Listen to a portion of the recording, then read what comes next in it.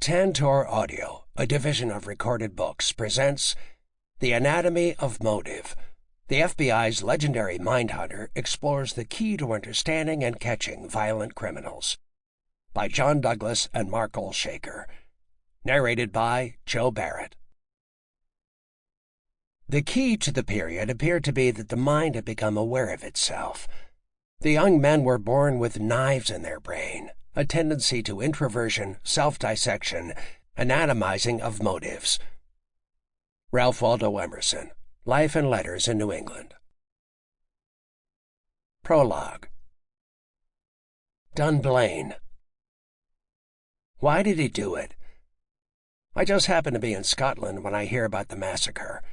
It's the morning of Wednesday, March 13th, 1996, and I'm in a television studio in Glasgow as part of a promotional tour for my book Mindhunter at the invitation of our British publisher. For the last hour, I've been interviewed about criminal profiling on the ITV television program This Morning by a very personable team of co-hosts named Richard Madeley and Judy Finnegan. How did I begin in the field, they ask. How did I learn what I know, and who did I learn it from? How did my investigative support unit in Quantico, Virginia, go about creating and using a profile of an unknown subject, or unsub, as he is known in FBI and law enforcement circles? Throughout the tour, I've been really pumped up by the Brits' fascination with the subject and the interest they've shown in my career of studying and hunting killers, rapists, bombers, men whose evil and depraved acts challenge the bounds of the human imagination. Fortunately for the people of the United Kingdom, their society is not nearly as violent as ours in the United States, but they come by their fascination understandably. The first known serial killer, Jack the Ripper, terrorized the East End of London in a grisly mystery that's remained unsolved for more than 100 years. On this tour, interviewers still ask me if the killer could be profiled and the case closed. I tell them that it would be difficult to come up with the Ripper's specific identity at this late date, but that even after a century we can very legitimately profile the unsub and say with reasonable assurance the type of individual he was. In fact, I tell them, I've done it several times in the Ripper murders, both in training exercises at Quantico and on a live international television broadcast with Peter Ustinov some years ago. I'm back in the TV station's green room when the producer comes in. I assume she's going to thank me for appearing, but when I look at her, she's grim, and her voice is urgent. "John, can you come back on the show here?" "I've just done an hour. What more could they possibly want?" "Why?" I ask. "What's happened?" "There's been a horrible murder in Dunblane." I'd never even heard of the place. It turns out to be a traditionally peaceful village of about 7,300 people, midway between Glasgow and Edinburgh, that goes back to the Middle Ages. I've got about 5 minutes before the producer wants me back on, and she quickly hands me the wire service copy. It says there's been a mass killing of children at the Dunblane Primary School. Reports were frantic and details sketchy, but it appears that a gunman walked into the school at about 9:30 in the morning and began shooting 4-, 5-, and 6-year-olds in the playground. There'd been multiple gunshots, and some of the children had definitely been killed. Others were injured, their teacher fatally wounded. The news reports didn't have a name or age, but apparently the killer had more than one weapon with him, high-caliber military-type weapons, it seemed. From these brief news flashes, it sounds like a scene of utter and appalling horror. For a father of 3, even with all I've seen, it's difficult not to become sick at the thought of small children being massacred on the playground of their own school. This is all the information we have when we come back on the air a few minutes later, still reeling from the news. The story is broadcast, and Richard Madeley turns to me and says something like, "Well, John, what do we have here?" "Well, first of all, you're dealing with a mass murderer," I tell them, then explain how that's different from serial murderers and spree killers. A serial killer is hunting human beings for the sexual thrill it gives him, and will do it over and over again, believing he can outwit and outmaneuver the police, never expecting to be caught. The spree killer kills a number of victims at different locations in a short period of hours or days. But a mass killer is playing an endgame strategy. Once he commits himself to his course of action, he does not expect to come out of it alive. He will generally either kill himself after he's made his statement or commit what we call suicide by cop, forcing a confrontation in which the police or SWAT team will have no choice but to open fire. I expect that later reports will say that this individual died at the scene. These killers are such inadequate people, such losers, that they know they cannot get away and won't give others the satisfaction of controlling them or bringing them to justice. But what kind of person would do this? Judy Finnegan wants to know, genuinely bewildered. Well, I respond, the first thing you have to understand is the motive, and the key to that is in the victimology. Who has he chosen as his victims and why? Are they victims of opportunity, or was a careful and deliberate choice made? Generally speaking, mass murderers are white males, ranging from their mid to late 30s to their mid to late 40s. In your country, you don't have that large a percentage of blacks, so the white male guess is a pretty good one. But even in our country, where we have many more blacks, it's still going to be a white male, and he'll be an asocial loner. That's what this gunman is going to turn out to be. But these things don't happen in a vacuum.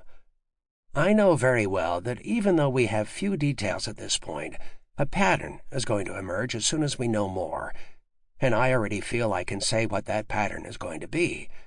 The identity of the person who's responsible for this crime, I state, should not come as any surprise to his community. This is someone who's had a history of turmoil in this locale. And because it's a school that is the target, there must have been some problem in his relationship with the children in the school, with the school itself, or with the parents. There must be something related. In this kind of case, I say, you would know that there has to be a reason why this subject would pick school kids, something in his life connecting school children and himself, and he'll pick a place he's familiar with, where he feels comfortable. Children are sometimes victims in a mass murder, but normally they will be either incidental victims, such as when someone shoots up a fast food restaurant, or members of a targeted family. This was a different type of crime altogether, and its perpetrator, I predict, will adhere to a defined pattern of behavior. Leading up to the crime, these people are very, very frustrated, very, very angry. You would look for this one in Dunblane to have written letters, perhaps to the school principal or headmaster, the local newspaper, or some municipal authority. These types are much more comfortable with the written form of communication, and so they'll express themselves in diaries, express the hate or anger they feel about whatever it is that's bothering them. When they feel they are not getting satisfaction, they may escalate and address their grievances at an even higher level. In the United States, it could be the president. In Britain, it might be the Queen or Prime Minister. Then they reach a point in their lives where they feel no one is paying attention, so they take it upon themselves to perpetrate this type of crime. I tell my television hosts that this crime appears to me to be a kind of revenge. Because the victims were very young children, I suspect it was retaliation for some perceived wrong, real or imagined, perpetrated against the killer. The children themselves were too young to have been targeted individually, too young for the guy to conceive that any of them had personally wronged him. The main target was not the teacher, though.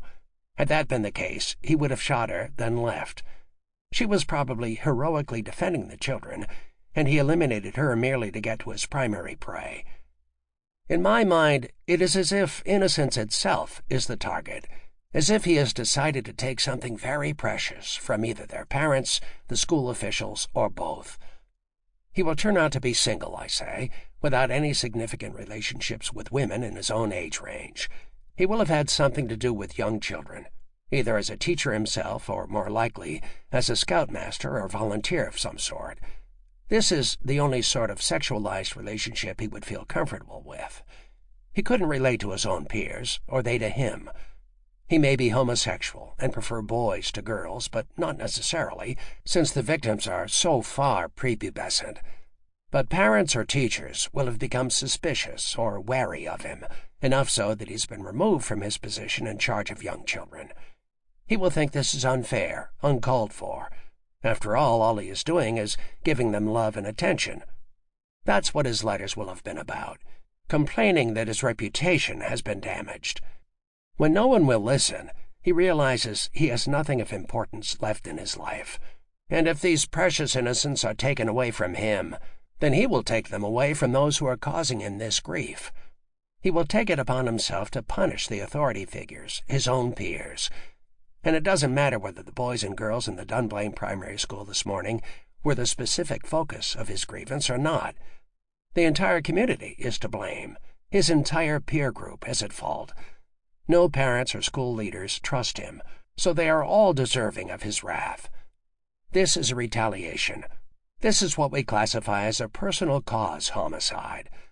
Most likely, too, there was a specific precipitating stressor to cause him to act when he did. This is not someone who ever blended into the community. So often when a serial killer in the United States is apprehended, neighbors, acquaintances, or co-workers will express shock, saying that he was the last person in the world they would have suspected of being a vicious murderer. He seemed so charming, or he seemed so ordinary. He seemed to get on so well with his wife or girlfriend. Not this guy. Mass murderers are different from serial ones. Those around him thought of him as weird or strange. They've had an uncomfortable feeling about him that they might not even have been able to place or articulate. In the United States, I wouldn't be able to attach much significance to the choice of weapon or weapons. There, guns are all too easy to obtain. So the killer could either be a gun nut or someone who just recently procured the firearms for this one intended purpose. Here in Britain, though, guns and rifles are much more tightly controlled. If he wasn't in the military or a specialized wing of the police force, he would have to be a member of a gun club of some sort to have access to these weapons. And given his odd personality, this preoccupation with guns should have raised some red flags in itself. This guy was a pressure cooker waiting to explode, and these innocent children paid the price. I'd already left Scotland by the time the definitive information was made public. 16 children, ages 4 to 6, died that morning, 15 at the scene and 1 at the hospital. So had their teacher, 45-year-old Gwen Mayer, who courageously tried to stop the attacker as he entered the school and headed for the children's exercise class in the gymnasium, not the playground, as we originally understood. 12 other children were injured. Only 1 escaped unscathed, and 2 others, by the grace of God, were out sick that day. The killer had tried to get to the school during a time when hundreds of students were in the gym for the morning assembly, but he had received incorrect information when he asked a student about the schedule. So when he arrived, only 1 class was present. He had 4 guns with him, including 2 revolvers and 2 9mm semi-automatics.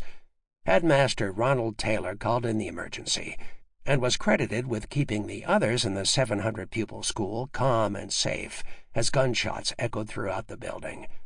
The massacre took 3 minutes in total.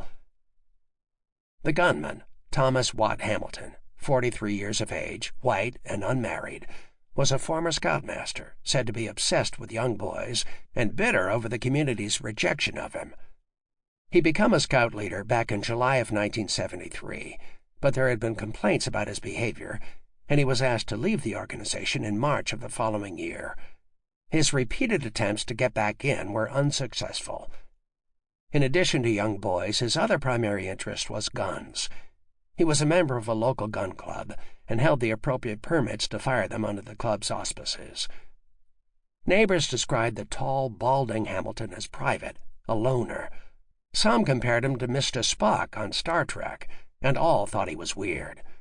According to their reports, he was invariably dressed in a white shirt and parka with a flat cap covering his receding hairline. He'd originally run a do-it-yourself shop called Woodcraft, then decided to become a professional photographer.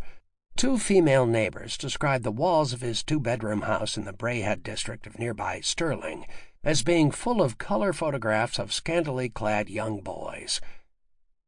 When he couldn't get back into organized scouting, Hamilton formed his own boys' club called the Stirling Rovers and took groups of 8 to 12-year-olds on outings and day trips, during which he would take extensive pictures, home movies, and later videos. One of the 2 neighbors was once invited in to watch a home movie of young boys frolicking in their swimsuits. In 1988, he tried yet again to get back into the Scouts, with the same lack of success. Between 1993 and 1994, Local police requested information on Hamilton from scouting organizations after spotting him in a gay red light district. Around the same time, he sent letters to Dunblane parents, denying rumors that he molested young boys. In the weeks before the massacre, he had been turned down as a volunteer at Dunblane Primary School. He wrote to the media to complain about the police and Dunblane teachers spreading lies about him, and he wrote to the Queen that the Scouts had damaged his reputation. All in all, my profile stood up in every significant detail. Several Scottish papers ran headlines such as, "G-Man shares insight into mind of a maniac," and "Train police to spot potential killers, says expert." So how was I able to do this? How was I able to peg a man I knew nothing about except his final explosive act in a place many thousands of miles from where I've lived and worked? Is it because I have a psychic gift when it comes to crime and criminals? I wish I did, but no, I don't, and never have. It's because of my 2 decades experience in the FBI dealing directly with the experts themselves, the killers and other violent offenders, hunting and profiling them. It's all in what I learned along the way. And it's because behavior reflects personality. If you've studied this segment of the population as long and as intensively as I have, you come to realize that even though every crime is unique, behavior fits into certain patterns. Why should it not be surprising for a man like Thomas Watt Hamilton to become a mass murderer of children, but highly surprising for him to become, say, a serial killer or bomber, even though those 2 categories often involve antisocial loners as well? If you've seen enough and experienced enough to be able to pick out the significant pieces of those patterns, then you can begin to figure out what's going on and, more important, answer the question, why? That, then, should lead to the ultimate answer, who? That's what every detective agent and FBI agent want to know. That's what every novelist and listener wants to know. What makes people commit the crimes they commit in the way they commit them? It's like the old staple of 1930s gangster movies. Why does one person become a criminal and the other a priest? Or, from my perspective, why does one become a serial killer, another a rapist, another an assassin, another a bomber, another a poisoner, and yet still another a child molester?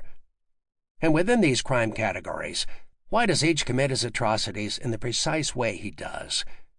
The answer lies in one fundamental question that applies to every one of them. Why did he do it? The who follows directly from there. That's the mystery we have to solve. Chapter 1. What I learned from the bad guys. Who done it, and why? That's what we all want to know. Let's look at 2 relatively simple, straightforward crimes. On the surface, they appear very similar, but they're really very different. They even happen near each other, and in one of them, I was the victim. It wasn't long after I retired from the FBI while we were redoing our house. We're practically camping out, sleeping on the floor for weeks. I joked to my wife and kids that they're starting to get a sense of how the Manson family lived. Most of our furniture and nearly all of our possessions are being stored in the garage. Finally, when it's time to do the floors, we have to move out into a nearby motel. One night, the FBI gets a call from the local police. They're trying to track down Special Agent John Douglas. When they find me, a detective gets on the phone and says, "We found some of your property during an arrest here." I say, "What property? What are you talking about?" He says, "Well, we don't have all of it that was taken. We found a wooden box with the FBI seal on it." "Yeah, that's mine," I confirm. It contained a special presentation Smith & Wesson .357 Magnum with my credential number engraved on it, commemorating the 50th anniversary of FBI agents carrying service weapons. A number of special agents had them. "You have the gun?" I ask anxiously. "No," he says, "the gun's not here." Oh, shit, I'm thinking. Even though it was a commemorative piece, it was still capable of firing. Listeners to Mindhunter may recall that shortly after I began my career as a street agent in Detroit, I lost my Smith & Wesson Model 10 revolver. had it stolen right out of the glove compartment of my Volkswagen Beetle. This was one of the worst things you could do as a new agent, especially while J. Edgar Hoover was still alive. And now here I am, retired after what I think is a distinguished 25-year career, and I'm still unwittingly supplying weapons to the enemy. I didn't even know anything was missing. I ask the name of the suspects, and 2 out of 3 immediately ring a bell. They're the teenage sons of 2 of the men working on my house. One I don't know much about, but the other is a 19-year-old college freshman who'd been a standout high school athlete. I'm surprised, disappointed, and pissed off. The cops asked me to go home and inventory what's missing. In addition to the gun, the missing items include a TV, a stereo, that kind of thing. Even if the suspects hadn't been caught, we'd know these were small-time amateurs from what they took. The arrest came after the police figured out a pattern. All of the people reporting similar types of burglaries knew one another. These 3 were stealing only from places they knew and felt comfortable in. When the cops executed a search warrant on the apartment they shared, they found much of the stolen stuff. The motive? They wanted to furnish their apartment. As I said, I was angry, but not as angry as the father of the 19-year-old. He tore into his son. "Are you nuts? Not only is this man my client, he's an FBI agent. He's licensed to carry a gun and knows how to use it. What if he came home at night while you were there? You could have gotten yourself killed." "I wasn't really thinking," the young man sheepishly replied. The oldest of the 3 was the ringleader, and it was clear to me that this guy just went along. When the cops questioned him, he swore that they'd gotten worried about my .357 and thrown it into the river. The rest of the property was returned. He pleaded guilty, made restitution, and, I think, got the crap scared out of him. From a criminal profiling perspective like mine, when you're investigating a break-in, the first thing you ask, as the police did here, is what was taken. If it's the normal stuff, cash, credit cards, and jewelry on one level, TVs, stereos, and VCRs on another level, then you've got a straight criminal enterprise burglary, and the only thing you're going to be able to do is determine the sophistication and experience of the burglar based on his choice of target and the loot taken. If you haven't already picked him up, you're not going to catch him until he surfaces in connection with another theft, as happened in my case. Contrast this, though, with another breaking and entering, which took place only a few miles away. In that case, a woman reported that her apartment had been broken into, and when police questioned her about what was taken, all she could determine was missing was some of her underwear. Shortly before this, there had been several incidences of women in the same garden apartment complex suspecting that a peeping Tom had been staring into their windows. On some of the occasions in which the cops came out to investigate, they found evidence that someone had been masturbating just outside the windows in question. 2 cases of breaking and entering. The first offender, or in that case offenders, took a gun and some valuable property. The second one didn't. And yet, while neither one of these crimes makes us happy, most of us are going to realize instinctively that the second is more dangerous. But how do we know this? Because of motive.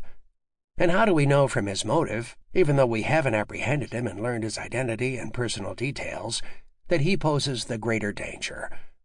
Because of the research we've done and our experience with other similar types of offenders. A criminal enterprise burglar, someone who steals with a profit motive in mind, or in our case simply because he wants merchandise someone else owns, is either going to persist in his unlawful pursuit or he isn't. I didn't feel this kid would. He'd faced the consequences of getting caught, and that clearly was not the turn he wanted his life to take. On the other hand, police all too often dismiss panty thieves or fetish burglars as nuisance offenders, and all too often they're not. This second guy didn't take women's underwear to fence it, or because he couldn't afford to buy any of his own. Clearly his motive had to do with the sexual images it conveyed and the charge it aroused. The motive had to do with fantasy. And if we stop to consider that the evidence suggests this guy has already graduated from voyeurism to breaking and entering and theft, a far higher risk enterprise, there is no reason to assume he is going to be satisfied at this level. A fetish burglar is not likely to stop on his own. Sometimes nearly identical crimes, such as burglaries, are actually the result of vastly different motivations on the part of the offenders. Recognizing these motivations is key to understanding the crime and the criminal, and to evaluating the danger to society. Consider the case of one burglar I came across in my career. We'll call him Dwight. At 16, he too was arrested for burglary, and the motive was clearly the desire for money. But Dwight had also been arrested recently for assault. In fact, his first arrest came at age 10 for breaking and entering. By the time he was 14, his rap sheet included more B&E charges, as well as aggravated assault and grand theft auto. He stole his first car before he was even old enough to be eligible for a learner's permit, much less a driver's license. Sent to a juvenile facility, he was consistently judged a behavior problem. Therapists and counselors described him as hostile, aggressive, impulsive, lacking both self-control and any sense of remorse. He repeatedly blamed others for his own problems and wrongdoing. He admitted using both alcohol and marijuana. He was labeled an antisocial personality. Whereas my burglar came from a stable two-parent home with a mother and father who were horrified to learn of their son's crime and got involved immediately in getting him back on track, Dwight's home life was considerably more problematic. He had been left by his mother with her parents, who formally adopted him when he was 4 months old. The mother kept one son with her, but for some reason left Dwight behind. His grandfather was in the Air Force, so they moved around a good deal. But when Dwight was 9, his grandparents separated, and he stayed with his grandmother, which left him with no male role model. He had frequent trouble in school and was suspended several times from junior high. Sadly, in his case, time would bear out a prediction many could have made from observing him early on. After years of run-ins with the law, he was ultimately sentenced to death for a horrific rape murder. Similar burglaries, but vastly different perpetrators. One did it because it seemed easy, and he didn't think much about it. The other did it because he felt that no one else mattered. It was sometime early in 1978 when it occurred to me that the only way to figure out what had happened at a crime scene was to understand what had gone on inside the head of the principal actor in that drama, the offender. And the only way to find that out, so we could apply the knowledge to other scenes and other crimes, was to ask him. Amazingly, with all the research that had been done in criminology, no one had attempted that before in any but the most casual and haphazard way. I was a 32-year-old instructor in the FBI Academy's Behavioral Science Unit, pulled back to Quantico after tours as a street agent in Detroit and Milwaukee. I was teaching applied criminal psychology, both to new agents and to National Academy Fellows. The new agents generally weren't much of a problem for me. They were younger and knew less than I did. But the NA Fellows were another story. These were all experienced upper-level police officials and detectives from around the United States and a number of foreign countries, picked by their own departments for 11 weeks of advanced training at Quantico. I'd be lying if I said I wasn't intimidated by the prospect of purporting to speak with the authority of the Federal Bureau of Investigation, standing up in front of seasoned men and women who'd been on the job a lot longer and worked many more cases than I had. As a defense mechanism, before I covered a given case, I started by asking the class if anyone had any first-hand experience with it. That way I'd invite him or her to give us the facts so I wouldn't stick my foot in my mouth. But then the question was, what can I tell these people that they don't already know? First, I thought, if we could give the law enforcement community some insight into the process, the internal logic, of how violent offenders actually decide to commit crimes and why they come up with their choice of crimes, where the motive comes from, then we could provide a valuable tool in pointing investigators toward what for them must be the ultimate question. Who? Stated as simply as possible, why plus how equals who. How, why, where, who? These are the questions pursued by novelists and psychiatrists, by Dostoevsky and Freud, the stuff both of Crime and Punishment and of Beyond the Pleasure Principle. These are the questions asked by philosophers and theologians, by social workers evaluating cases, by judges in sentencing. Sample complete. Ready to continue?